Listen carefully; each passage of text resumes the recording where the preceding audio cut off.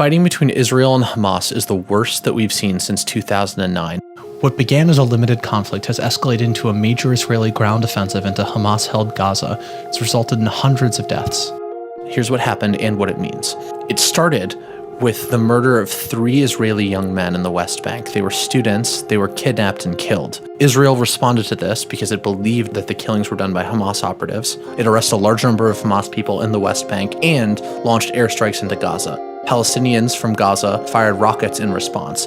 Israelis were furious, and a Palestinian boy was murdered by 6 Israelis, essentially, from what Israeli police say, as an act of revenge. Moreover, his cousin was beaten in Israeli police custody. This led to a wave of anger on the Palestinian side. On the morning of July 8th, Hamas launched a wave of 40 rockets in the direction of Israeli towns with very little guidance or aiming. They don't often hit targets or produce many casualties, but nonetheless create a climate of terror inside Israel. These rocket attacks were the first that Hamas had claimed responsibility for since 2012, the last major conflict. In response, Israel launched more strikes in Gaza as part of what Israeli Prime Minister Benjamin Netanyahu said was an effort to make Hamas pay a heavy price. By July 11th, 100 Palestinians had been killed by about 1,000 Israeli airstrikes. By July 14th, the total casualties had exceeded the 2012 conflict.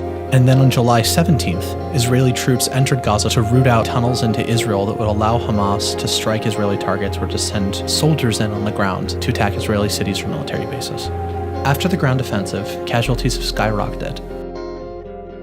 We've come a long way from 2009 when the Obama administration came into office thinking they could get the two sides on the same side, that is, get a peace agreement done, let alone the heady optimism in the 90s that we saw about Israeli-Palestinian peace.